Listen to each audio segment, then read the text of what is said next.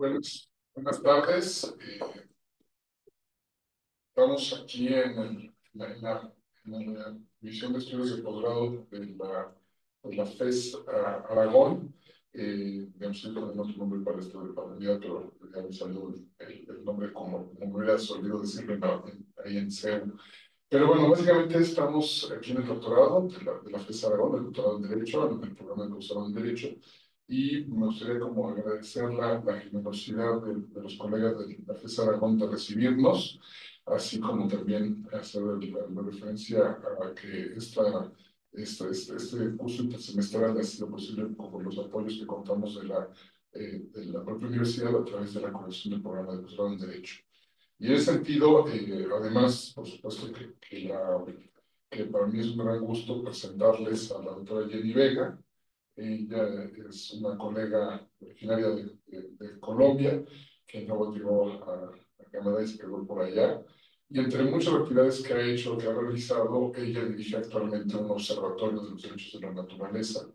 Y concretamente ese es el tema sobre el cual vamos a platicar, sobre el cual voy a exponer el día de hoy, sobre los observatorios académicos, entendidos como espacios de materialización e incidencia ante tomadores de decisión. Y bueno, quizás ahí también adelantando que también ahí el dato es relevante por lo que se puede hacer para los estudiantes, para los propios docentes.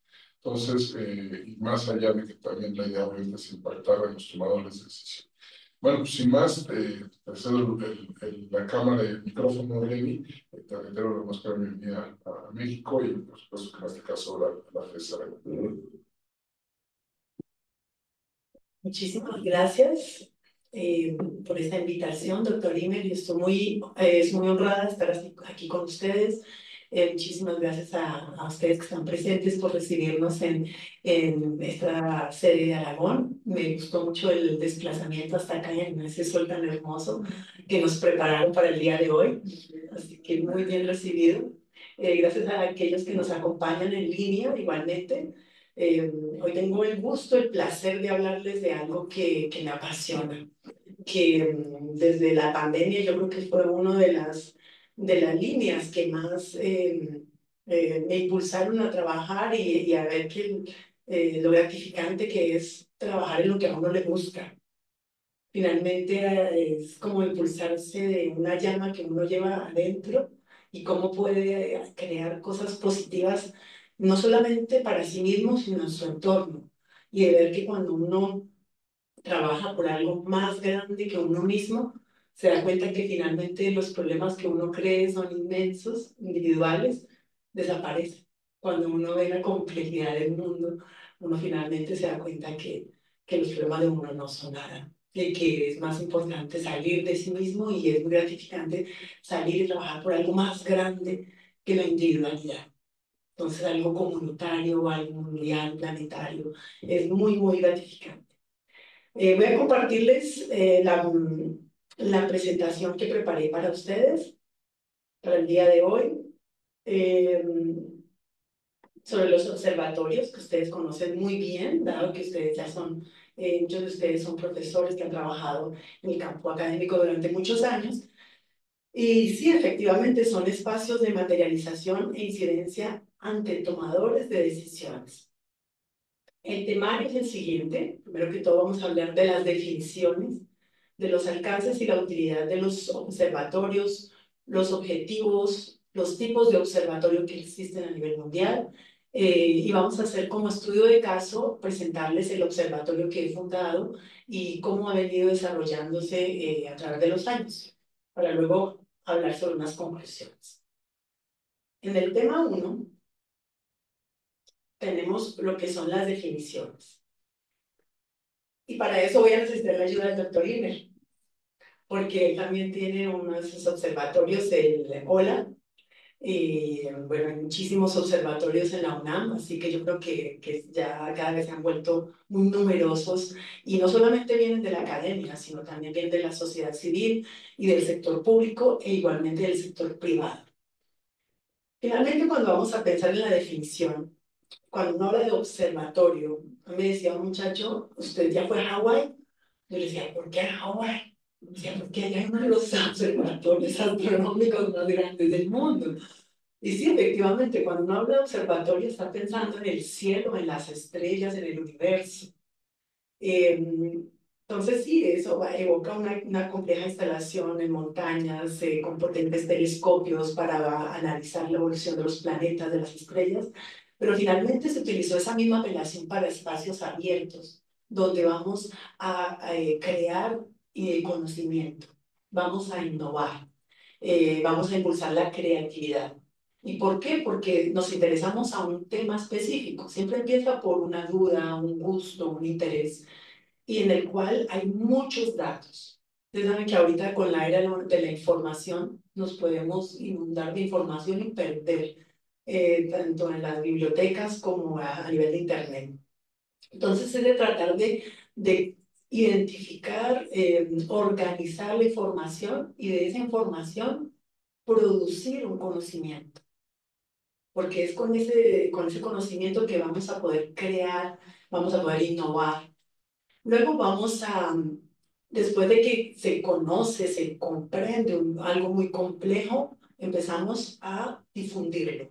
¿Cómo hacer que todas las personas que nos siguen o que se interesan en ese tema pueden lograr entender qué significa? Por ejemplo, cambio climático. Hay muchas cosas sobre el cambio climático, es muy complejo.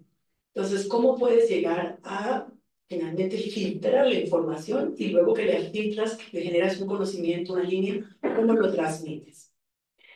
Y luego, cuando lo transmites, tienes que seguir difundiendo conocimiento, crear nuevas estrategias, inclusive soluciones a un problema complejo. Pero ya dado el conocimiento y el manejo de la observación, nos permite dar unas respuestas más acertadas que aquellos que no han tenido el conocimiento de toda la complejidad de la información que existe. Por eso es que un observatorio con el tiempo adquiere mucha credibilidad. Y esa credibilidad lo coloca en un lugar lo posiciona como un gran asesor de gobiernos, de decidores, porque ya es una decisión que puede ser acertada, porque ya se sabe que la persona está veniendo creando una experiencia, un conocimiento y que puede finalmente asesorar de manera autónoma, independiente, pluralista y creíble. Entonces se vuelve un punto de referencia nacional e internacional para el análisis de situaciones específicas según el objeto de estudio. Y esto se utiliza mucho ahora en los medios de comunicación. Los periodistas van a llamar, dependiendo del conflicto, van a llamar a especialistas que dirigen o que participan en observatorios. Por ejemplo, con el conflicto del medio ambiente, hay un observatorio muy interesante en Canadá que se especializa en políticas del medio ambiente. Y cuando esos profesores o esos especialistas hablan, entiende uno muchísimas cosas, finalmente el ajedrez mundial. Y ya se da uno cuenta que lo que a veces transmiten en los medios de información, que es muy sencillo, va mucho más profundo y se da cuenta uno que es un ajedrez mundial y cómo se están moviendo las fichas y cuáles son los verdaderos objetivos detrás de lo que uno puede ver como algo muy superficial, un conflicto. Luego tenemos también otras definiciones como se posicionan, bueno, asesores idóneos, que ya lo dijimos, la tomada acertada de decisiones, la Organización de los Estados Americanos.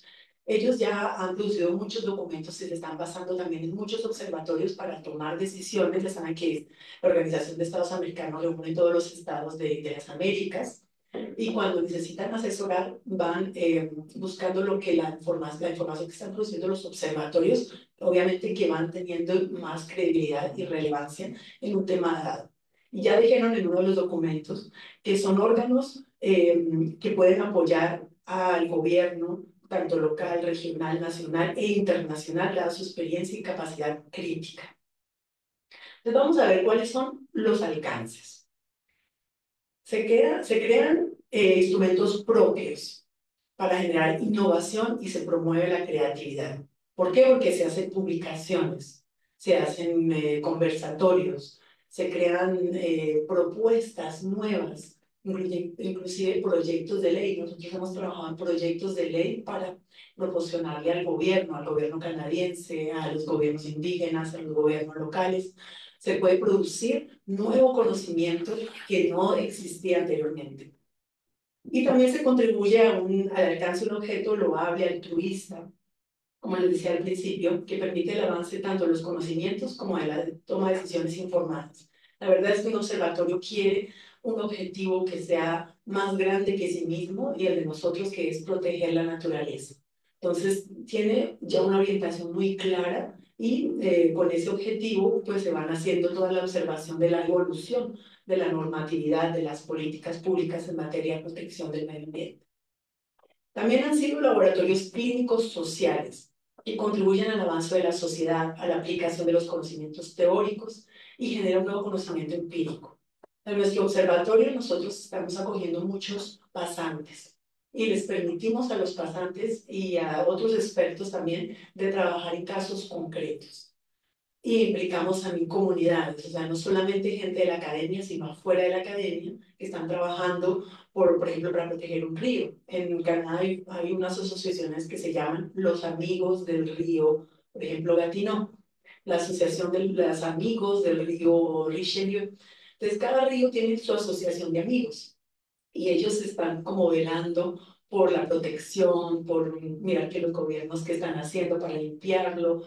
Entonces también trabajamos con la sociedad civil para implicarlos en proyectos comunitarios, jurídicos, políticos, para finalmente adoptar un nuevo paradigma que va a ser exitoso para todos, considerándonos parte de la naturaleza y no separados de ellos. Entonces sí, hay muchas utilidades. Primero que todo, caracterizar una situación determinada. Nosotros escogimos los derechos de la naturaleza porque era un paradigma novedoso, algo que está aportando soluciones que se necesitan en estos momentos de crisis planetaria. También lo importante de democratizar el conocimiento, ya no solamente es a través de la academia, porque sabemos que aunque es un motor, la universidad es un motor de conocimientos impresionante, hay otra parte de la comunidad que no tiene acceso a la academia. Entonces es importante llegar a ellos, transmitirlo, difundir todo ese conocimiento de manera sencilla. Entonces tenemos documentos más complejos, pero documentos más sencillos, entrevistas, blogs, cosas más pequeñas, más puntuales, para democratizar finalmente ese acceso al nuevo conocimiento. Y se pueden también fortalecer argumentos para la toma de decisiones coyunturales. Si estamos buscando un modelo de gobernanza de un río, ¿cómo podemos argumentar para que finalmente todos sean ganadores? Y obviamente que hagan compromisos, que la industria llegue a hacer un compromiso, que la agricultura pueda hacer un compromiso por algo más grande que su interés personal o su interés económico, del que es el interés del río, que nos conviene finalmente a todos, de mantenerlo limpio y sano. También para contribuir a formular escenarios a futuro, porque estos proyectos, cuando son modelos de gobierno, van a durar 10, 20 años. Si van a ser modelos que vamos a cambiar la sociedad por algo, la idea es por algo mejor. Y promover buenas prácticas, redes de colaboración, vigilancia estratégica y uso compartido del conocimiento. Y es allí donde en la red de colaboración en el observatorio, tenemos el honor de haber contado con el apoyo del doctor Iber desde el principio, porque él creyó en nosotros desde que empezamos con el observatorio, aceptó ser uno de los investigadores asociados y poco a poco se han venido sumando muchísimos expertos a nivel mundial en el campo de los derechos de la naturaleza. Entonces tenemos un gran reconocimiento para el doctor Imer, que nos apoyó desde el principio, y así poco a poco se van creando estas redes de colaboración y obviamente que un observatorio exige un trabajo continuo, porque no podemos parar de observar, tenemos que seguir observando la evolución del mismo fenómeno. Entonces las principales actividades va a ser observar el fenómeno de manera continua, como cuando es con un observatorio uno va a observar las estrellas, no es solamente un año y para. Por eso es que hemos descubierto más planetas, hemos descubierto bueno, más acerca de los hoyos negros, muchísimas cosas porque la observación continúa y el conocimiento evoluciona. Luego tenemos que mantener informados a la comunidad de la evolución. por ejemplo, a nivel internacional, los derechos de la naturaleza, que era algo muy innovador, han venido tomando más y más espacio a nivel internacional y eso lo vamos comunicando a los seguidores del observatorio.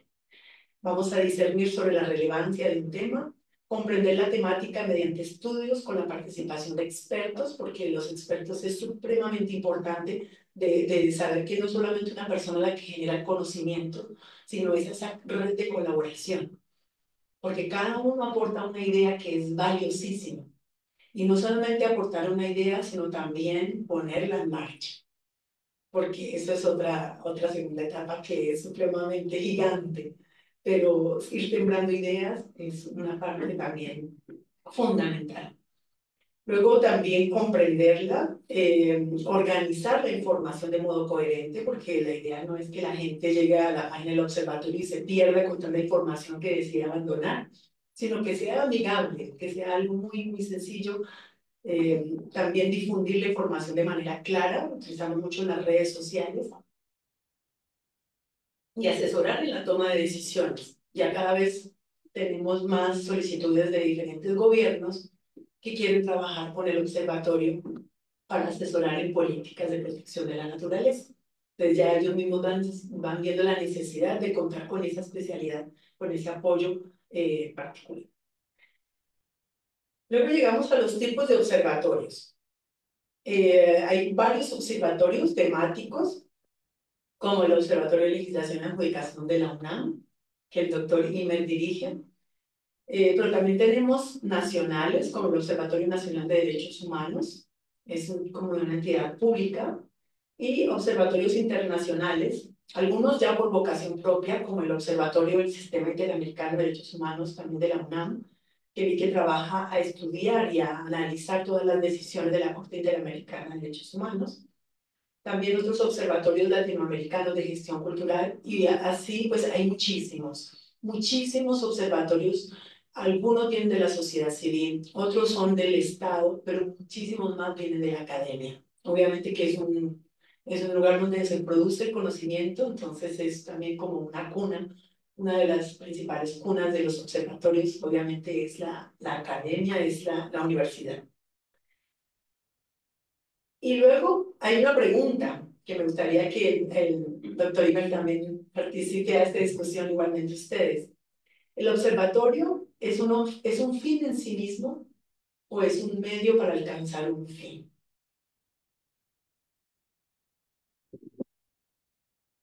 Yo de entrada pienso que sí es un medio para alcanzar un fin, ¿no?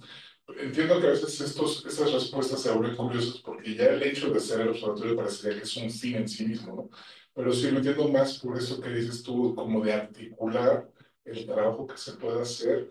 Y aquí el tema es, obviamente, hay algunos observatorios que pueden ser como vistos, eh, voy a adelantar, como muy desde la academia, desde las universidades, y otros que pueden ser como más independientes, ¿no?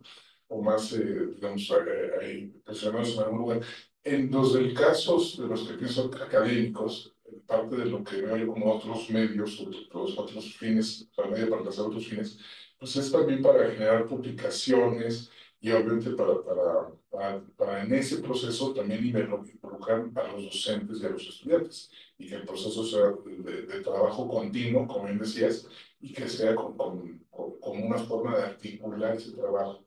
Entonces, creo yo que además es muy formativo, porque los estudiantes no nada más se quedan con lo que se aprende en los libros, con lo que se aprende sino que tienen una esta práctica del fenómeno y de tratar de incidir en la toma de decisiones, de poder ser eventualmente asesores en esas materias, ¿no? Entonces, creo que por ahí, efectivamente, creo que, aunque digamos, la pregunta tiene esta capacidad de decir, también es un fin en sí mismo, me gusta más leerlo como un medio para alcanzar otros fines.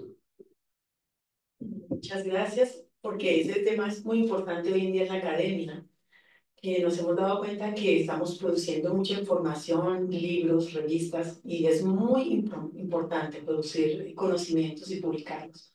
Pero hemos llegado a una etapa mundial en la cual se necesita aplicar los conocimientos. Y es allí donde la idea que surgió del observatorio, en nuestro caso, fue de aplicar los conocimientos. porque yo venía estudiando el manejo de aguas y el derecho de aguas a nivel mundial durante 15, 18 años, y viendo cómo los modelos de gobierno no funcionan para el agua. O sea, el ecosistema acuático es uno de los que están más degradados a nivel mundial. 85% de las especies que viven en el agua están en un declive terrible desde los años 70. 85%. La mayoría han desaparecido y otras están en vía de extinción. Entonces nos damos cuenta que los ríos, nos acordamos que necesitamos del agua para vivir, para producir energía, para la industria, para el comercio, pero se nos olvidó que no éramos los únicos que dependíamos del agua, sino que hay otros seres con los que compartimos el planeta y esos ríos, y que desaparecieron, como el río, por ejemplo, Colorado, que muy difícilmente llega al mar de Cortés. Y se nos olvidó ahí, en esa ley del río de los Estados Unidos, de acordarle derechos de agua no solamente a los usuarios, sino al ecosistema, para que sobreviviera. Y es allí donde ya los nuevos actores están impulsando para que haya solamente agua para dejarla correr. Y correr para que llegue al mar de Cortés y alimente otra vez el río y esos ecosistemas vuelvan a recobrar vida gracias a la resiliencia de esos sistemas.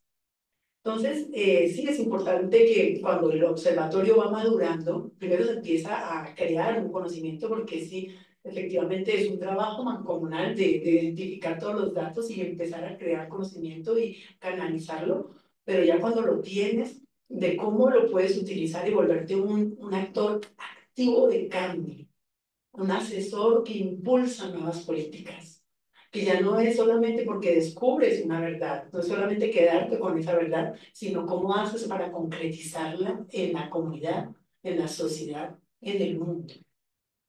Y finalmente esto nos lleva a pensar en una inteligencia colectiva, porque el observatorio es un trabajo colectivo y por medio de los expertos producimos sí, una observación mucho más completa que si fuéramos solamente un individuo.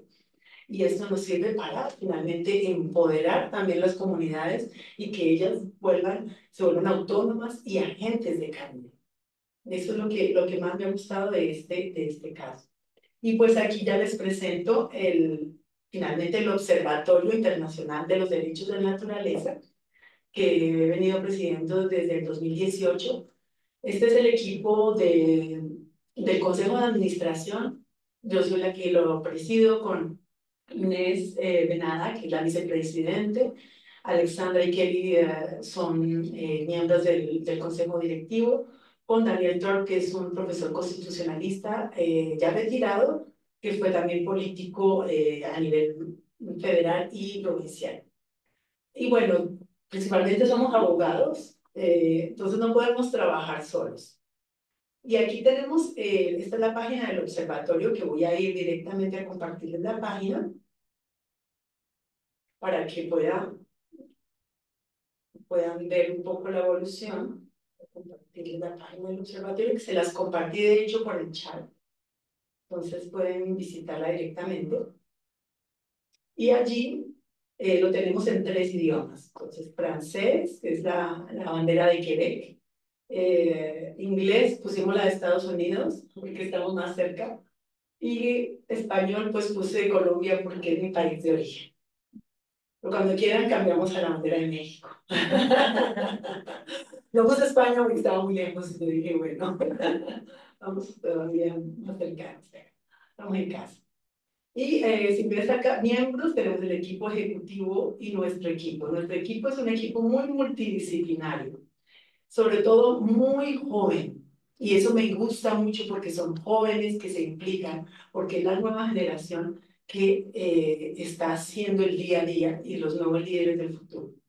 Entonces tenemos desde especialistas en geomática, geografía, politólogos, ambientalistas, bueno, que han estudiado ciencias ambientales en diferentes universidades. Actualmente algunas están en Reino Unido, otras están en Francia, bueno, están en muchos lugares, y siempre el punto de encuentro ha sido Montreal, que es muy multicultural.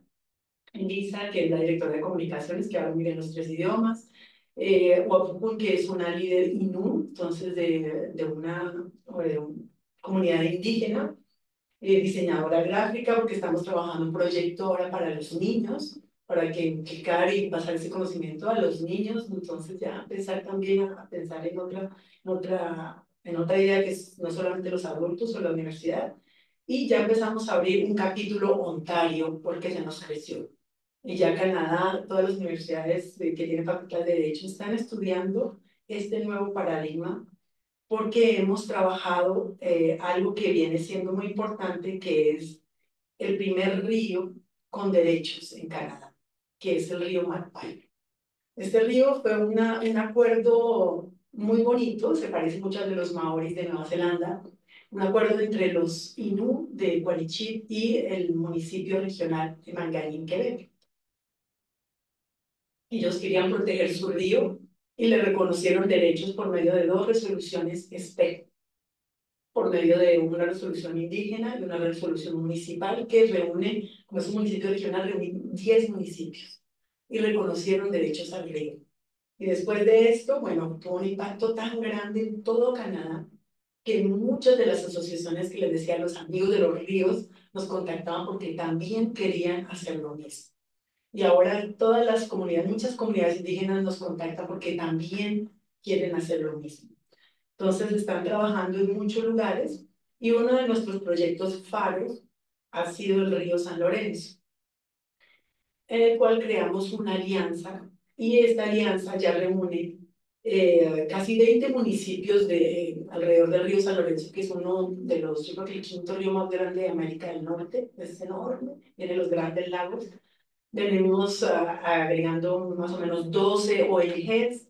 Tenemos la Asamblea de Primeras Naciones Indígenas de Quebec y Labrador, que son 11 naciones indígenas, y se presentaron dos proyectos de ley, uno a nivel federal y uno a nivel provincial, que venían del trabajo del observatorio.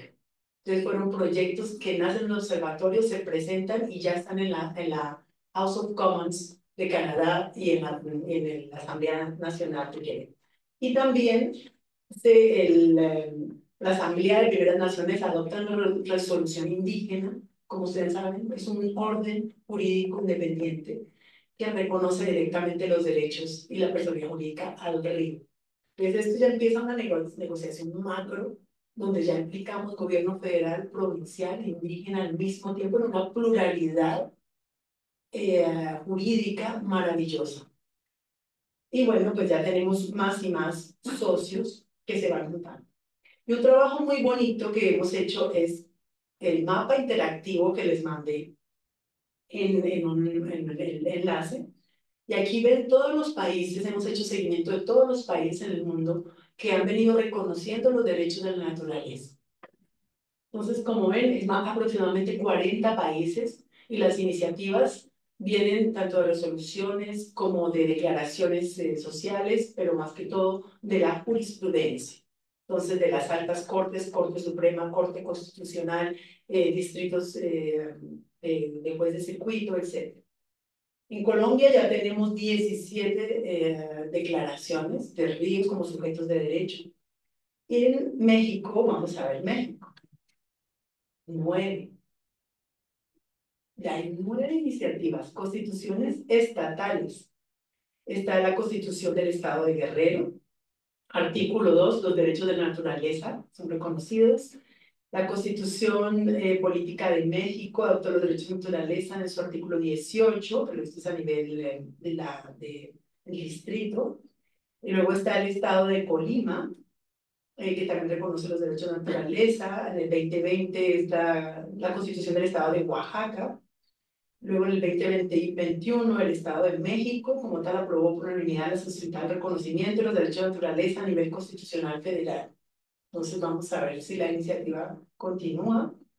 El Estado de México ya reconoce directamente los derechos de la naturaleza, el derecho al medio ambiente sano, que son complementarios, no son opuestos sino complementarios. Como ven, hay muchas iniciativas, también reglamentos locales, hay pueblo maya de Omún. Bueno, efectivamente está creciendo y esto es importante observarlo y irlos agregando a este mapa que nos permite ver cómo evoluciona. Y una de las recientes decisiones vienen de Alemania. Ya hay 2 decisiones judiciales este año que reconocieron los derechos de naturaleza y dicen es un movimiento que viene del sur global. Generalmente las propuestas legislativas y políticas vienen del norte como impuestas hacia el sur. Esta viene del sur y está inspirando al norte.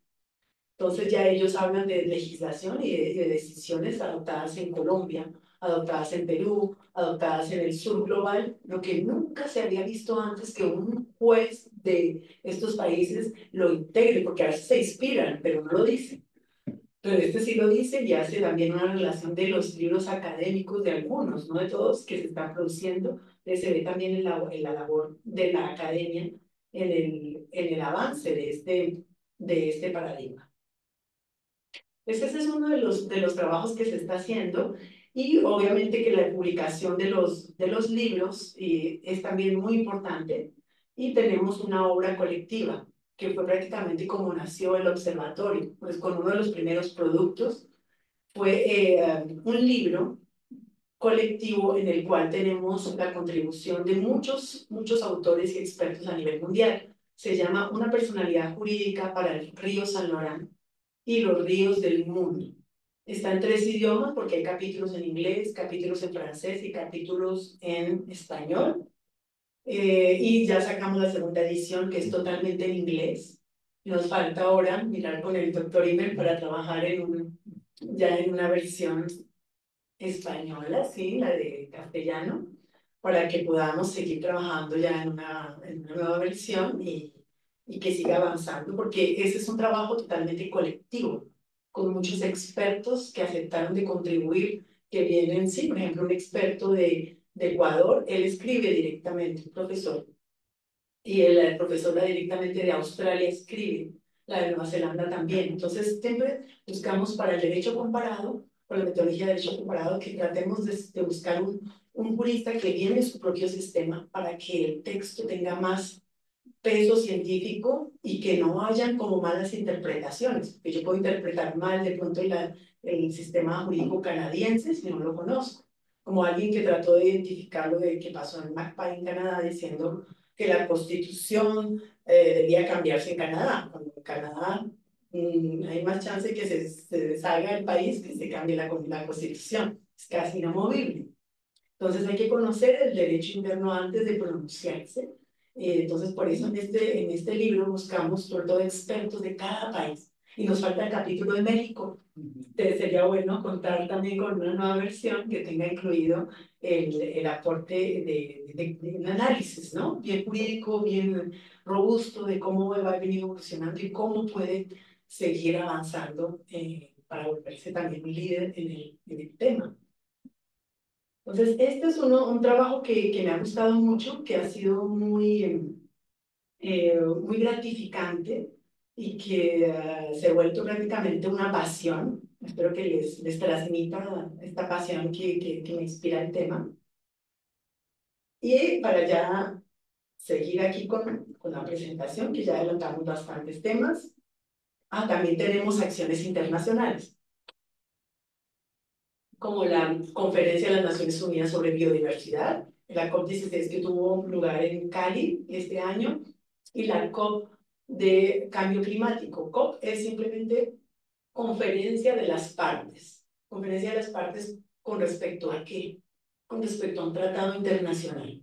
Entonces, en el Tratado sobre Biodiversidad, esta 16ª, sí, o 16ª, mejor, 16ª reunión que se hace con respecto a este tratado, porque es cada 2 años.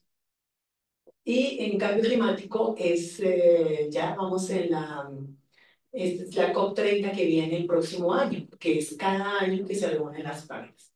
Y allí hemos analizado la evolución de la introducción de los derechos de la naturaleza como mecanismo para combatir la crisis de biodiversidad y del cambio climático. Y también igualmente tenemos parte de noticias y comunicados de prensa. Después de cada COP, lo que hacemos es un comunicado de prensa. Entonces contactamos con medios de comunicación para informar, porque es la democratización del conocimiento. ¿Qué fue lo que pasó en la COP con respecto a la especialidad del observatorio? Y luego tenemos post-conversatorios de cada COP con expertos, como aquí tuvimos el honor de haber conocido a Felipe Clavijo, que es el abogado constitucionalista colombiano que redactó la decisión del río Atrato, el primer río con derechos en Colombia, que fue un hito histórico y que marcó el nuevo derecho en Colombia al respecto del agua y de la naturaleza. Entonces, como conclusión, bueno, se parten de datos, mucha información para producir conocimiento, luego la aplicamos y convertimos ese conocimiento en acciones para llegar a responder a los objetivos que nos hemos planteado, de los objetivos de cada organización. Finalmente, los observatorios son catalizadores de la inteligencia colectiva, como les dije, que es un conocimiento que se produce en comunidad, que impacta positivamente a la sociedad y en la resolución de problemas sociales complejos, como nos dice el profesor Noel Angulo Marcial, que de hecho de la UNAM, él fue profesor de la UNAM. Los observatorios jurídicos pueden llegar a constituir un referente de información con alto contenido investigativo y científico para la toma de decisiones en la aplicación de políticas públicas. Y son laboratorios de creación de conocimiento empírico aplicado que aporta soluciones innovadoras a problemas complejos. Y esa es la idea, innovar. Ayer hablábamos de la importancia de la internacionalización, que finalmente es innovar, y esto es una manera de hacerlo por medio de los observatorios académicos. Así que muchísimas gracias por su atención y estoy aquí al lado junto con el doctor Imer para preguntas, comentarios. Muchísimas gracias. Siempre muy interesante y siempre muy provocadora con algunos temas. Digamos, a mí me gustó mucho y me gustaría quizás destacar algún punto, pero también si yo me interrumpo para darles la voz. Volviendo un poco a la pregunta que me lanzabas de cómo entender los observatorios y enfatizar esta parte del trabajo continuo, del trabajo en equipo, eso me parece que también es bien importante destacar de lo que decías y sobre todo la parte de aplicar conocimientos.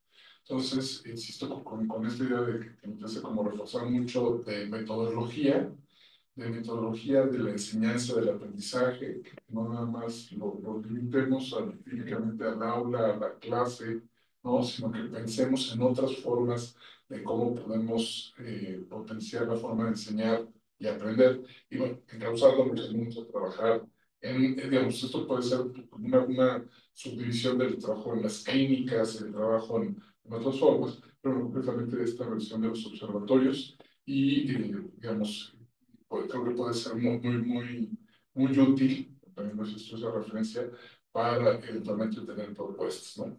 Entonces, de alguna forma, con los ojos, ¿no? Del observatorio, observar el fenómeno, pero sí también, de alguna forma, evaluarlo, cómo va avanzando, pero también tener la capacidad para hacerle propuestas, para hacer cosas. Y desde esto, bueno, ha habido propuestas a niveles, en el caso de Canadá, a nivel de provincias regionales, a nivel nacional. Pues creo que eso es parte de lo que sería como que lo podemos reforzar de la importancia de los observatorios, ¿no? Pero sobre todo hemos girado en torno a estudiar como más de observatorios académicos y que digo, creo que refuerzan estas partes que me gustaría como veis, tienes algo más que agregar a toda esta parte visto como una parte también para enriquecer la enseñanza de aprendizaje y ciertamente para aplicar esos conocimientos. Sí, muchas gracias. Efectivamente, los observatorios contribuyen muchísimo a la docencia, porque muchos de los estudiantes cuando yo daba clases en la universidad me decían que hay muchos profesores que hacen bastante investigación, pero que no la utilizan para sus clases, y que a ellos les gustaría que lo utilizaran porque son temas muy, sumamente interesantes, que a ellos les gusta, pero a veces uno sí, se rige a su plan de curso desde el principio, pero yo creo que es una manera de oxigenar las clases que uno da y de permitirles a los muchachos que no solamente hagan, además de su docencia o sus clases normales, que hagan una práctica voluntaria, como ya lo hace McGill, que McGill les permite, además de que ni siquiera les dará crédito por esa práctica voluntaria, pero los muchachos lo buscan. Y ya nosotros estamos integrando muchos estudiantes de McGill porque nos dicen, nosotros nos encanta el tema. Y los profesores, pues sí, muchos cuando tocan este tema nos despiertan la curiosidad y ellos ya quieren participar en la construcción del conocimiento. Entonces ya vemos que esa práctica pues también servía mucho a la academia. Y sí, yo creo que es fabuloso que los profesores que forman parte del observatorio, como nosotros tenemos nuestra red de expertos, de investigadores asociados, que con toda esta información se nutran y puedan también transmitirla para enriquecer más las clases del día a día. Listo, me encanta pues si hubiera aquí preguntas, comentarios, adelante. Me parece que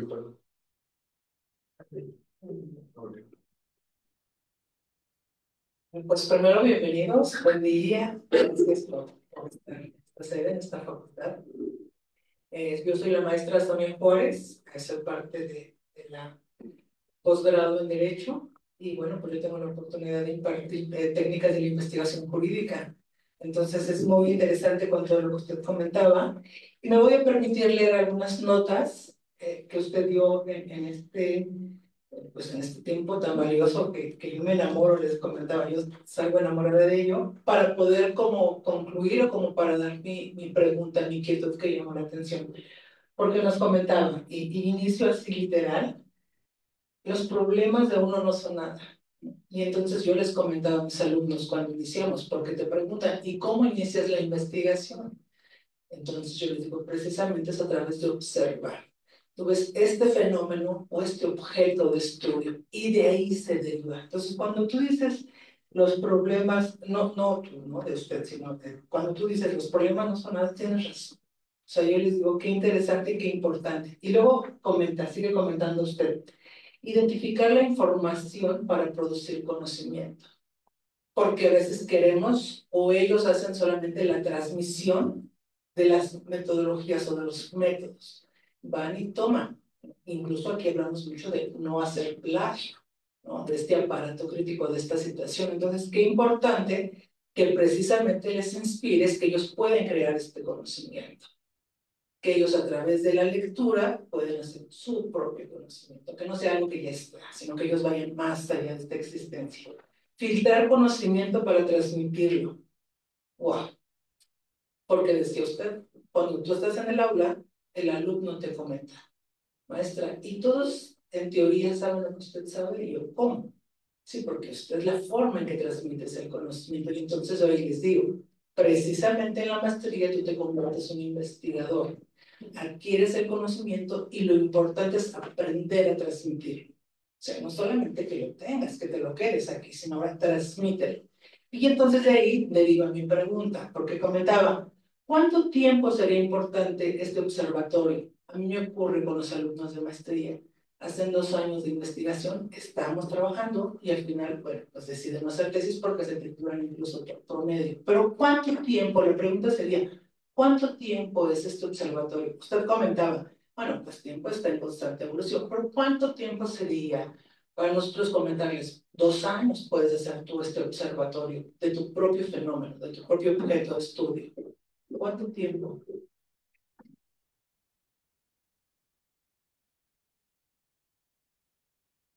Bueno, pues muchas gracias. Qué privilegio escucharla y de leer, o sea, a través de sus notas, cosas que quedan resonando, ¿sí? En la energía, en este compartir de conocimientos. Muchas gracias. Me quedan resonando aún más. Así que, la verdad, muy interesante este diálogo. Sí, si les propone de crear ellos un observatorio, a ellos directamente, obviamente que la creación y el observatorio es una misión de largo plazo, porque la investigación para algo muy específico se queda ahí, pero si tú te comprometes con la creación de un organismo, por ejemplo, nosotros es un organismo que cuenta con su personalidad jurídica y que va adquiriendo credibilidad y reconocimiento, es algo que no vas a querer parar, porque el fenómeno va a seguir evolucionando. Cuando nosotros empezamos, había muy pocos reconocimientos de derechos de naturaleza. Eran contados con los dedos de la mano.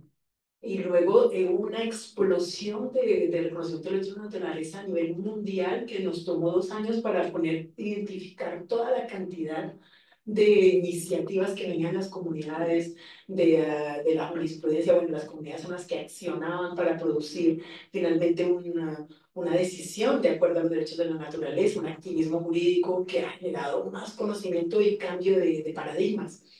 Entonces, se vuelve una misión de largo plazo. Entonces, si ellos quieren solamente observar un punto muy pequeño, pues si les apasiona, lo pueden seguir haciendo inclusive como un hobby, ¿no? Al lado, pero obviamente que si ya es una carrera académica, yo sé que un profesor tiene muchos compromisos, pero también tiene mucha ayuda y como hablábamos ayer, ya la labor de un docente es más de inspirar y de guiar. Así que si ustedes como profesores crean un observatorio, yo creo que los estudiantes estarán felices de contribuir, porque ahí ya llegan a aplicar conocimiento y a aprender por sí mismos, que es supremamente importante. Yo a las muchachas o a las chicas que nos llegan, sobre todo chicas, porque dicen que el agua es una energía femenina, nos llegan y yo les digo, bueno, la primera tarea es leer tales capítulos del libro para que entiendas y luego ya después ellas mismas van generando conocimiento y bueno, dependiendo de la especialidad de cada cual, ¿no? Porque hay algunos que, por ejemplo, el geógrafo nos ayudó con la creación del mapa, pero él a nivel jurídico va aprendiendo también poco a poco a medida que lo va poniendo al día. El que nos maneja la página web es biólogo, pero también es informático, pero él se apasiona por el tema y ya quiere aplicarlo en una comunidad cerca donde él vive, la Sierra Nevada de Santa Marta. Entonces, sí, poco a poco la gente va creciendo y la idea de que ustedes cuenten con un equipo estudiantil joven es fabuloso porque les permite a ellos de crear y decirles, si tienes iniciativa, adelante. Sí, es una línea que está ligada con el observatorio, adelante. Y les crea no solamente capacidad de crear conocimiento, sino de liderazgo, de poder, de iniciativa, de autonomía, y eso es tan importante hoy en día en la nueva sociedad que tenemos, ya no es solamente recibir órdenes, sino de poder ser autónomo. Es supremamente importante. Entonces yo creo que ahí la formación va más allá de la aula de clase tradicional. Y que muchas gracias por esa pregunta. Pero para allá, no sé si tenemos nosotros micrófonos, no sé.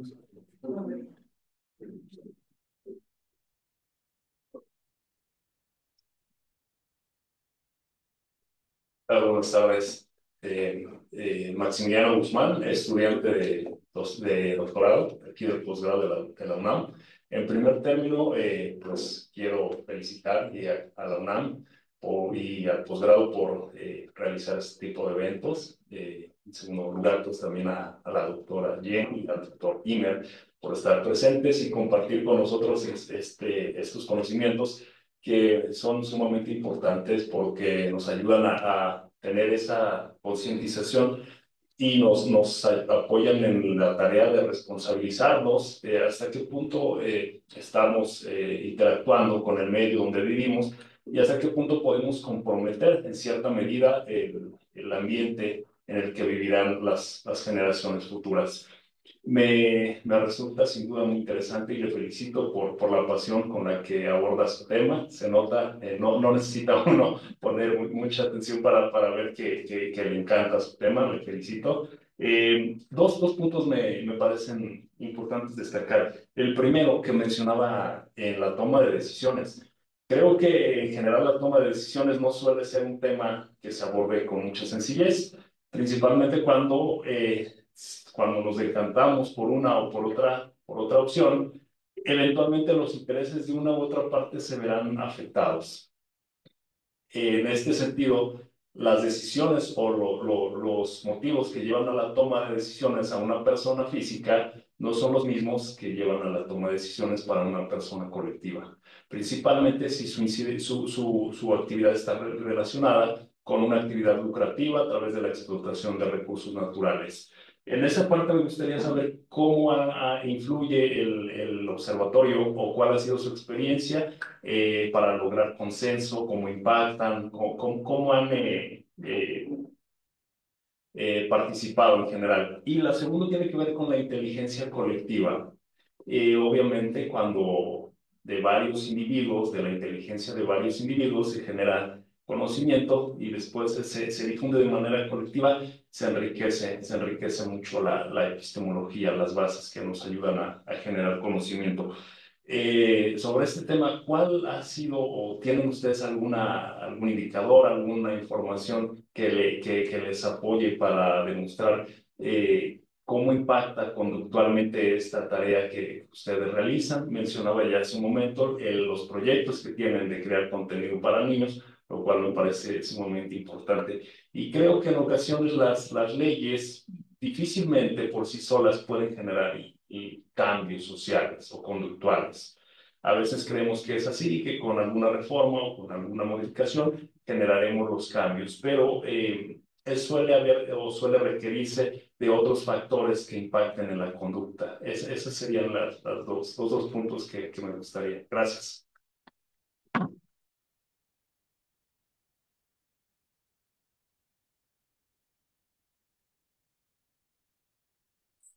¿Quién dijo? Órale. Compleja y pues muy, muy importante. Lo primero que todo, pues para convencer al sector económico, complicadísimo, complicadísimo. Una de las experiencias muy exitosas que nos inspiraron fue la del Mar Menor. Mar Menor en España es un mar interno pequeño eh, que se contaminó tanto por la agricultura intensiva que los peces salieron del agua porque les faltó el oxígeno y fue pues una crisis, una calamidad para el ecosistema. Millones y millones de peces muertos. Colapsó el ecosistema. Se despertaron las comunidades y una profesora de Derecho de Murcia, Teresa Vicente, ya dijo: aquí hay que hacer algo, tenemos que hacer algo. Yo les propongo que le demos derecho y reconozcamos la personalidad jurídica del Mar Menor. Estaban pensándolo cuando 2 meses más tarde volvió y colapsó. Otra vez el ecosistema, los peces nuevamente volvieron a salir. Y la gente quedó tan impactada porque dijeron: ahí es donde vemos la diferencia entre el impacto para el humano y el impacto para el ecosistema. Ya la gente lloraba y decía: no podemos quedarnos como con los brazos, sí, con los brazos cruzados y no hacer nada. Entonces dijeron: vamos a hacer el proyecto de ley, porque allá pueden hacer una iniciativa popular, un proyecto de ley de iniciativa popular, y armaron todo, crearon una campaña para promover el reconocimiento de la personalidad jurídica del Mar Menor. El nivel estatal bloquear, no nos interesa, no lo vamos a hacer. Intereses económicos muy fuertes, la agroindustria no quería saber, porque simplemente tienen que adaptar, dejar de poner muchas, ¿cómo se llama? Estos pesticidas o los, ¿cómo se llama? Fertilizantes químicos que finalmente están generando una reproducción de algas tóxicas en el ecosistema que finalmente impacta y absorbe todo el oxígeno y todos los peces se mueren. Entonces, para evitar eso, ellos tienen que adaptar su agricultura y ellos no querían. Entonces, lo que hicieron fue una manifestación donde tuvieron que reclutar como 500.000 firmas para presentar el proyecto de ley y se fueron a nivel federal y allá aceptaron. Y presentaron el proyecto de ley que venía de la academia, redactado por la profesora, y lo adoptaron casi a unanimidad. Y cuando ya lo adoptaron en casi unanimidad, llegó el único partido de ultraderecha, que eran solamente 2 votos, lo denunció delante del Tribunal Constitucional. Y la semana pasada salió la decisión del Tribunal Constitucional confirmando la legalidad de ese proyecto de ley, el primero en Europa. Entonces ahí vemos que sí hay algunos sectores que van a estar muy reticentes porque no quieren cambiar, es lo que decíamos ayer, la resistencia al cambio. Y hay unos documentos, he leído algunos autores que dicen que los mismos sectores económicos dicen: es que si ustedes no nos obligan, nosotros no vamos a cambiar. Porque si tiene que ser una ley que nos implique, se aplique para todos. Porque ahorita tenemos la responsabilidad social de las empresas, que es muy voluntaria, es totalmente voluntaria. Y pues ellos la hacen de papel y si no la cumplen no pasa nada, ¿sí? Es un soft law que es demasiado soft. Entonces, ellos dicen: si hay una ley, nos tenemos que adaptar y todos se adaptan. Entonces, con eso no hay competencia desleal entre ellos. Por ese lado, el medio legislativo y reglamentación es muy importante para el sector económico. Y el segundo es que el tema de la educación. Desde que empezamos el proyecto con la MACPAI, una de nuestras investigadoras asociadas, que es una persona que guarda el conocimiento ancestral de la comunidad Innu, que es indígena en Canadá, nos decía: Jenny, pero no es solamente la ley la que va a cambiar, es la educación. Es la educación la que va a hacer cambiar y que todos tengamos más conciencia. Y esa labor del observatorio, yo dije, es importante continuarla por medio de webinarios, de conversatorios, de libros, de blogs, de producir conocimiento, sensibilizar, y por eso también el proyecto para los niños es un que viene ligado con la educación, con la ecoeducación. Entonces trabajamos con otras ONGs que están produciendo contenido de ecoeducación para también pensar en la nueva generación que va a subir, para concientizar, porque finalmente, como dices, no solamente la reglamentación la que va a cambiar un comportamiento, sino por mucho también la educación. Así que muchas gracias por la pregunta. Digamos, ahorita que decía Jenny, además, esta parte de complementarlo con la educación o que es parte de los procesos educativos, quería como que me gustaría como reforzar que por la misma naturaleza de los observatorios, aunque estamos como viéndolos como jurídicos o desde el punto de vista del derecho, es mucho más amplio el trabajo y tiene que ser mucho más amplio. Entonces, ayer también lo mencionábamos, el diálogo de saberes, y decíamos de saberes científicos y no científicos. Entonces, esa capacidad de aprender a buscarle otro tipo de salidas más allá de las típicamente de abogados de cambiarlo, ¿no? Entonces, efectivamente, creo que me parece muy atinado la observación. Yo quería como abunarle al tema de eso que decimos, hablamos de la intermultitransdisciplina, y quisiera siempre especificar, porque sé que no hay gente que no cree en uno o en otro, pero para mí inter quiere decir entre. Hay cosas que están entre disciplinas, ¿no? Los ejemplos a veces muy obvios: filosofía del derecho, sociología del derecho, derecho constitucional está entre política y derecho, entonces tenemos, no sé, administración, derecho administrativo pues, está entre administración y derecho. Entonces tenemos unos muy fáciles que están entre disciplinas, ¿no? Pero hay otros campos que sí necesitan como que tengamos muchas disciplinas, multidisciplinarios, pluridisciplinarios, decíamos con Jenny, el pluriuniverso, el multiverso, ¿no? Entonces, vamos con ese tipo de reflexiones. Pero sobre todo, a lo que veis es que sí hay temas que no podemos pretender que se resuelven con una sola disciplina, sino que necesitamos empezar a buscarlos de varias disciplinas. No sé, de entrada, este trabajo de los temas de los ríos, de los derechos de la naturaleza, y tendríamos que buscar, acercarnos a veces con biólogos, con la gente que tiene el bloque más ambientalista. Pero lo que hoy llega también a esta idea de lo transdisciplinario es que el problema no se va a solucionar nada más con leyes, o no nada más con que los biólogos nos digan esto está mal y esto se va a acabar. No, necesitamos que de las diferentes disciplinas, porque es un problema transversal, cruza todas nuestras disciplinas. Entonces, lo que tenemos que preguntarnos es que desde el derecho, ¿qué tengo que hacer? Oigan, pero ¿qué creen? Desde la educación tendríamos que empezar, o desde estos trabajos mantener la información científica, que era parte de lo que decías, que era bien importante, y ahorita regresaré yo a lanzarte una pregunta, porque me gustó mucho el mapa interactivo, ¿no?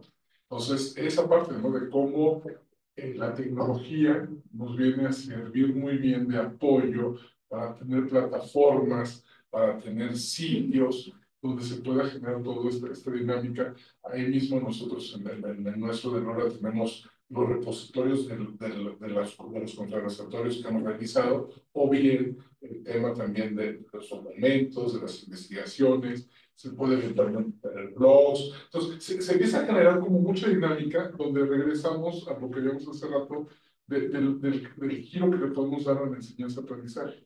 Donde obviamente creo que todos estamos en el aquí de aula y en Zoom convertidos, ¿no? Estamos convencidos de que finalmente todos nos ve su propio conocimiento, pero también que pongamos las condiciones para que se pueda generar ese conocimiento, me parece que es importante destacarlo. Y insisto, los observatorios empiezan a generarnos como estas posibilidades que me parece que son como muy útiles. No sé si hubiera más preguntas aquí, adelante.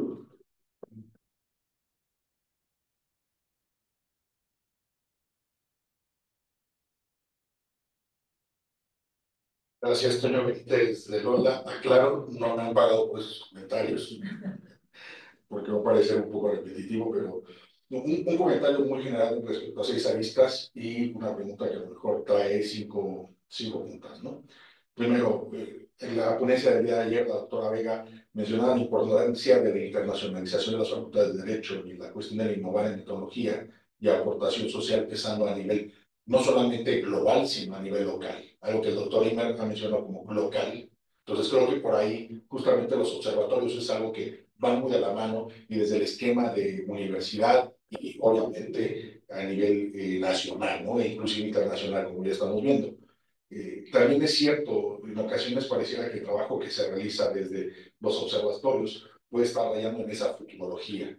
Lo más bien es un trabajo en donde la técnica, el diálogo entre saberes, el poder realizar estos cruces intermultitransdisciplinarios y, mejor dicho, incorporar conocimientos ancestrales. Porque muchas veces desde la universidad es muy complicado, ¿no? Romper esos dogmas de que creemos de que solamente nosotros somos la panacea, en lo particular yo no creo que las primeras universidades hayan sido Bolonia, tenemos en el mundo oriental, tenemos en el Medio Oriente otras precedentes, ¿no? Marruecos, por ejemplo. Los objetivos, el sitio de incidencia o práctica, creo que ahí es un tema clave, doctora, si nos pudiese explicar. Muchas veces se generan los observatorios para abordar fenómenos muy locales y resulta que la incidencia se hacen iniciativas de ley, se reconocen derechos, derechos que quedan a nivel muy discursivos y no impactan en política pública, pero en otras entidades sí toman esa política pública, ¿no? Entonces, ahí sí nos pudiese platicar un poco más de lo que ha sucedido en Alemania, en su estancia del Instituto Max Planck, en fecha muy reciente. Ahora, lo relativo a la inteligencia artificial. Por ejemplo, la Escuela de Derecho de Stanford tiene un laboratorio, un observatorio, ellos le denominan un Legal Design Lab. Entonces, creo que por ahí justamente ellos ya están aplicando inteligencia artificial. La inteligencia artificial lo vemos como una panacea de que nos puede ayudar mucho en el trabajo, que puede inclusive reemplazar la reflexión humana. No obstante, pues la verdad es que la inteligencia artificial son matrices bien programadas, entonces más bien necesitamos que nuestra red de trabajo sean mentes brillantes con una capacidad lúcida, que sepamos empatar el conocimiento y la técnica del cómputo para hacer mucho. Ahora sí, respecto a los, acabo ese es el comentario, voy a los puntos, ¿no? El estudio de las universidades desde un nuevo paradigma, innovación metodológica, este diálogo de los saberes interdisciplinario. ¿Cuáles serían sus consejos para que la UNAM pueda fortalecer laboratorios? Tenemos ya laboratorios, sí, podemos dar el vínculo a laboratorios nacionales, a laboratorios internacionales, estos observatorios, cuáles son los aspectos a cuidar, ¿no? Ejemplo, desde Lola hemos observado que en ocasiones la burocracia es la peor pesadilla. Si uno supiese a qué te vas a enfrentar, dices, mejor no, gracias, sigo con mi vida de investigación. En lo relativo a estos mecanismos de escenario de práctica, digamos su comentario, doctora. ¿Cómo hacer justamente este escenario entre la práctica y la incidencia? ¿Cómo generar este equilibrio? Y la cuestión de la duración de los tiempos de investigación.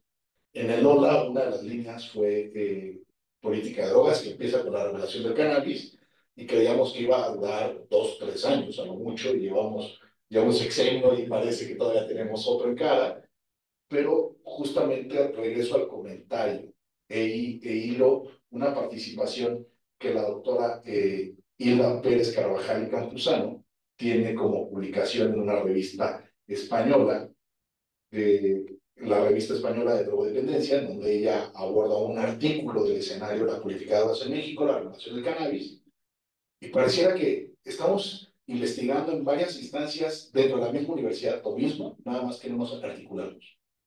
Pero también, y creo que ahí con esto quisiera yo levantar la pregunta, ¿cómo tener la humildad de reconocer que en ocasiones nuestro impacto de investigación no va a tener aplicación directa en nuestro entorno, pero que alguien del exterior puede detectar el conocimiento que estamos realizando y lo toman como bandera para hacer sus cambios?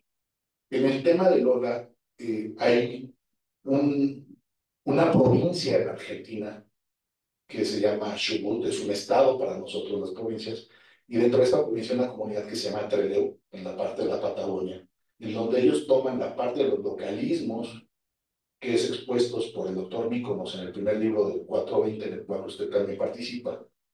Y en Argentina están tomando las recomendaciones que Lola en México ha mencionado respecto a localismos, y ellos ya derivaron no solamente en iniciativas de ley, sino ya en leyes vigentes, están aplicando política pública, y entonces te quedas, bueno, algo que pasa en México está teniendo impacto textualmente en la Patagonia, ¿no? Entonces, ¿cómo hacer estas alianzas, estos trabajos en red? ¿Cómo tener la humildad de decir, bueno, pues es que yo estoy esperando que aquí brote el huevo, ¿no? Y a lo mejor lo están apoyando en otras zonas. Gracias.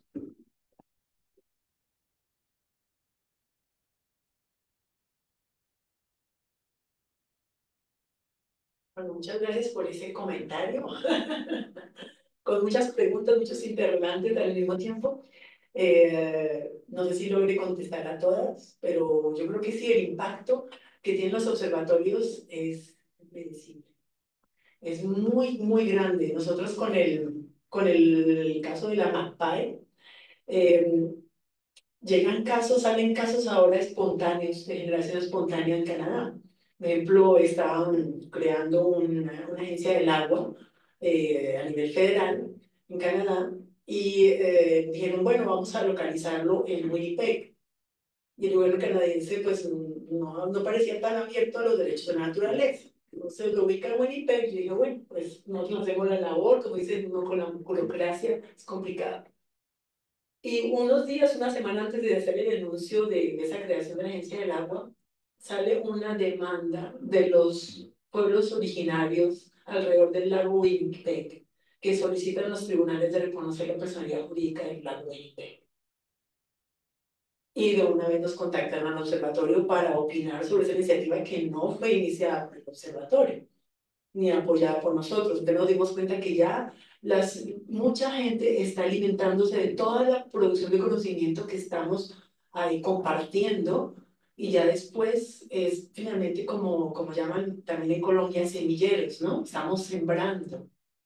Y ya cuando ves, van haciendo, sí, casos, plantas, bueno, resultados en otros lugares donde no lo esperábamos. De lo de las políticas de drogas, obviamente que no me extraña que que otros, sí, los investigadores empiecen a buscar en dónde se ha trabajado esto y que los encuentren de una vez a ustedes, porque por las comunicaciones tenemos acceso a todo. Entonces, por eso es importante compartir el conocimiento una vez que se crea hay que difundirlo. Y con respecto a la inteligencia artificial, ellos se basan de lo que ya está en Internet. Entonces ellos van a identificar lo que se ha publicado y te van a responder con respecto a lo que ya se ha publicado. Entonces cuando tú generas conocimiento, lo alimentas a él también. Lo que también, bueno, ya sabemos que los estudiantes lo están utilizando, aunque no, sí, a veces uno dice no utilizan el chat GPT, lo van a utilizar, pero las nuevas creaciones los va a utilizar, y lo que no ha sido creado, yo dudo que lo pueda crear. La inteligencia artificial está por verse, sobre todo en el derecho, que ya están afinando para que en derecho sean, pero generalmente es reproducir modelos. Reproducir modelos puede ser en un minuto, que los va a reproducir el ChatGPT, es impresionante. Pero crear nuevos conocimientos con la complejidad, por eso el conocimiento colectivo yo creo que es mucho más grande y más poderoso. Y cuando me comentaba lo de Max Planck, yo estaba, por ejemplo, preocupada por lo de la pregunta de su colega, que el sector económico no quiere sí, fácilmente adaptarse porque ellos están disfrutando del status quo. A ellos no les interesa cambiar. ¿Por qué? Si me cuesta más barato y puedo seguir contaminando cuando quiera porque voy a tener que invertir en una planta de tratamiento, por ejemplo.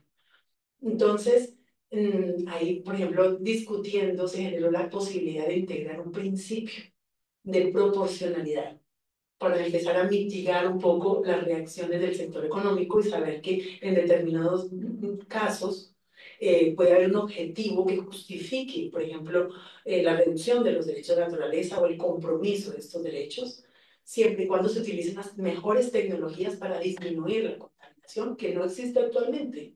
La gente no utiliza, si van a abrir una mina, no van a utilizar las mejores tecnologías para disminuir el impacto. van a hacer es utilizar lo que sea lo más barato para ganarlo más. ¿Sí? Entonces, esto puede incitar un cambio, pero por medio de principios jurídicos que se van creando en un conocimiento colectivo en todas estas instancias de investigación que se van, sí, intercambios, conversatorios para finalmente buscar soluciones complejas a un problema complejo, es bien complejo, pero nos da esperanza en que sí hay cambios, en que sí hay cambios, y yo creo que cuando ustedes ven que el libro que ustedes produjeron, publicaron en Hola, que ha tenido impactos en otro, en el otro, sí, en la Patagonia, Christopher Stone, que fue uno de los pioneros en derecho a la naturaleza, que es un abogado norteamericano de Estados Unidos, él, yo creo que él no vio la evolución de esa idea de darle derechos a los árboles. O sea, should trees have standing? Que puedan, sí, defender sus derechos ante una corte. Que ahí el juez le dijo, no, no puedes, tienes que mostrar un perjuicio individual. Tú no puedes hablar por la naturaleza. Pero poco a poco esa idea en Estados Unidos ha sido reconocimientos a niveles de locales, municipales, pero no a nivel nacional, pero él no creo que él vio toda la expansión de una idea, ¿no? Poco a poco cómo va generando. Entonces eso es positivo, aunque uno quiera que sea en el lugar donde uno lo prevé, pero ahí ya va lo que decíamos ayer, la ecología de la acción. Entonces es una acción y a veces la reacción no es en el lugar que esperabas, sino es en otro lugar. Y eso es lo bonito de la producción de conocimiento y de la difusión del conocimiento. Digamos, y lo decía tenía el principio el doctor Nueva Sonia, que me parecía como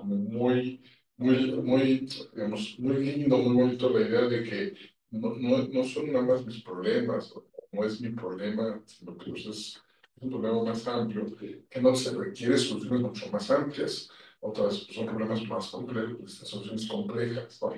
Entonces, ciertamente, pues, es muy satisfactorio poder aportar algo, ¿no? Que sirva de algo lo que uno va detectando, lo que uno va viendo. Entonces, eso me parece que también es como un plus del tema, ¿no? Efectivamente, uno cuando menos lo espera aparece una cita por alguna donde uno no tiene ni idea que lo ha leído, ¿no? Entonces, esa parte, y es creo que también, o sea, una parte interesante, cómo se generan esas sinergias, y la verdad no sabes sabes dónde empezaste, pero no sabes dónde vas a acabar. O sea, eso me parece que ha sido bien gratificante, y sé que el observatorio ha sido muy exitoso en ese sentido. Igual, has llegado a lugares donde no te imaginabas que vas a llegar, ¿no? Entonces, eso me parece que es un beneficio adicional que tienen esos procesos de contribuir, y la verdad no sabe hasta dónde vamos a llegar. No sé si en el Zoom tengamos preguntas, si en el Face tengamos preguntas, o todavía en el aula. ¿Hay alguna otra pregunta, alguna otra reacción? La burocracia de un observatorio. Bueno, pues esta pregunta falta.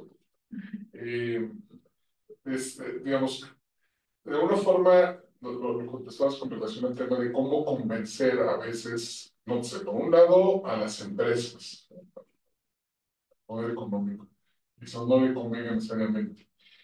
Por otro lado, cómo convencer al sector público, al propio gobierno. Nosotros nos hemos topado en ciertos niveles, a veces ha sido grato, yo digo que en un nivel ha sido bastante grato, con que en el caso concreto del tema de la Administración Pública de Drogas, se estaba echando a andar un observatorio de CONASAMI. CONASAMI es la Comisión Nacional sobre el Desarrollo y Adicciones Salud Mental, pero CONASAMI, salud mental y adicciones, salud mental y adicciones. Entonces, me parece como otra vez que tus documentos, tu trabajo, tu plataforma pudiera ser útil, ¿no? Pero sí creo que hay todavía como esa parte de cómo el trabajo de los observatorios es esto, de articular otros sectores públicos privados, cómo saber que va a haber esas reticencias. Ayer lo veíamos en términos de resistencias al cambio, ¿no? Y veíamos o hacemos esa referencia al digamos, hay muchas sutilezas de por qué, ¿no? Digamos, pero obviamente una es el miedo, ¿no? Al cambio, el tema de, pues, tenemos formas ya muy tradicionales de hacer las cosas porque tengo que salirme y hacerlas de otra forma diferente. Pero ya en sí mismos, los observatorios vienen a romper un poco eso. Había sido, y creo que no es parte de lo que ya has logrado transmitir muy bien de tu exposición, cómo hemos logrado romper como con esas sinergias y generar otras, ¿no? Entonces, quizás concretamente lo que quise yo como para darte una última pues, posibilidad de reaccionar y de observar con tus conclusiones. Esa parte de cómo el observatorio tiene que de alguna forma convencer y articular gente, ¿no? Entonces, algo si nos puedes compartir de la experiencia, qué partes son las más difíciles para echar a andar un observatorio. Bueno, sí, estas preguntas son muy pertinentes. La burocracia de un observatorio, pues depende cómo uno la quiera manejar, ¿no? Dependiendo los niveles de estructura, pero yo creo mucho en el trabajo en equipo. El trabajo en equipo es esencial porque no podemos hacerlo todo y necesitamos también empoderar a los jóvenes y darles también una autonomía, aunque siempre necesitan mucha guía, necesitan mucha ayuda, mucho apoyo, pero sí, sí es una parte administrativa como toda organización que necesita manejarse y por eso a veces no sabemos hasta qué punto crecer, porque entre más uno crece, más se vuelve más compleja la administración. Pero yo creo que nos toca dar un paso más grande porque sí, estamos cada vez más solicitados y los proyectos van a seguir creciendo. Así que nos va a tocar implementar un poco de burocracia para ayudar, pero siendo siempre manteniendo una comunicación fluida para que no se paren los proyectos, sino tratando de crear sinergias y sobre todo de delegar, ¿sí? O sea, si va a haber nuevos proyectos, que no sea el observatorio que los va a administrar, sino la comunidad misma la que lo maneja. Y que la comunidad necesita un apoyo, estamos ahí para apoyar.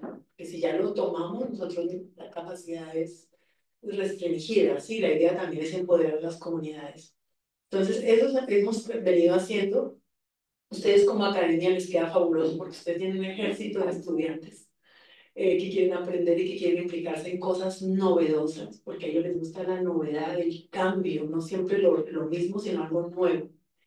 Y para crear argumentación a nivel político y económico, pues una de las cosas que hemos visto que han dado muchísimos resultados han sido estos conversatorios, así como con ustedes, en los cuales invitamos a los políticos a presentar, no a escuchar.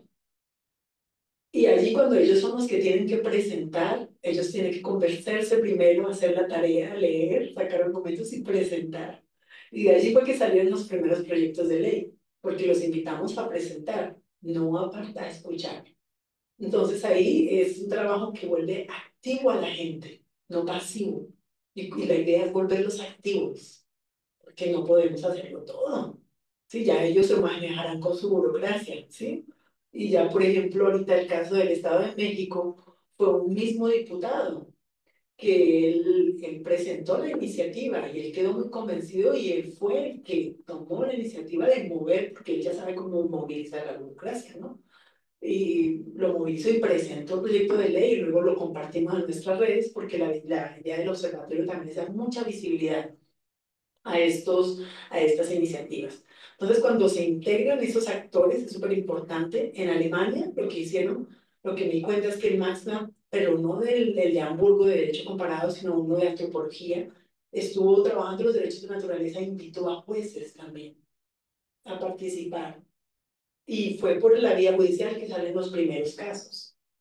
Y que ellos dicen es que ante la crisis climática y crisis de biodiversidad no podemos decir vamos a algún día a cambiar, es que ya hay que cambiar. Hay que hacer un paso y necesitamos que los jueces tomen acciones también porque son actores de cambio, decididores importantes. Entonces yo creo que estos espacios, cuando invitamos a los agentes que toman decisiones a pronunciarse, ha sido una de las maneras más importantes de generar esos cambios. O si no va a ser el lobby, hablarles, pues puede servir, pero pues toma un poco de tiempo. Obviamente que cuando los invitas empiezan a preguntar por qué y ya cuando entienden el tema, ya hacen una acción. Entonces yo creo que estos conversatorios, invitándolos, haciéndolos sentir parte y no solamente pasivos, sino activos, yo creo que es clave.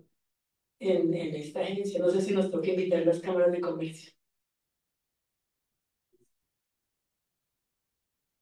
Digamos, a ver, yo siempre he creído que hay que hablar y buscar a quien tengamos que buscar, ¿no? Concretamente en el de Lola, realmente sí hemos tenido algún acercamiento con alguna parte, en este caso era del de Lola 420, de la Comisión de Cannabis y la Dirección de Política de Drogas, sí buscamos algunos sectores de la industria. Entonces, pero nunca fuimos para igual a las cámaras de comercio, ¿no? Entonces, porque todo es un tema que se está regulando, entonces digo que todo está completamente liberalizado, entonces hay algunos vacíos, algunas zonas grises, algunos productos que se ven en el mercado, entonces todavía no como que no había como para tanto, ¿no? Pero igual ya había que empezar a pensar que tanto había que pensar también en esos ejemplos, ¿no? Bueno, pues muchísimas gracias a Jenny por su presentación, por su introducción, por su generosidad también en estas preguntas y respuestas. Me parece que nos llevamos como varios detalles bien interesantes complementando lo que discutimos el día de ayer de los procesos de internacionalización dentro de las universidades. Uno muy concreto que bien mencionaba ella es que los observatorios pueden ser temáticos o bien presentarse en algún espacio territorial, nacionales, internacionales. Entonces, así, eso me parece como muy relevante y que, bueno, efectivamente podamos jugar con un gobierno para trabajar las temáticas en donde nos lleven las temáticas, ¿no? Y en ese caso, concretamente, el Observatorio de los Derechos de la Naturaleza que diriges, creo que ha sido muy exitoso. Te reiteramos la felicitación y el conocimiento por los logros alcanzados. Y bueno, básicamente lo dejamos aquí. Muchísimas gracias a todos y todas. Buenas tardes. Muchas gracias.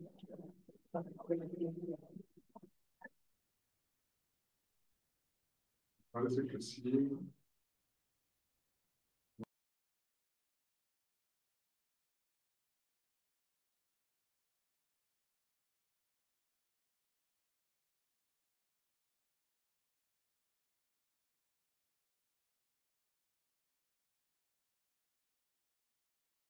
Es,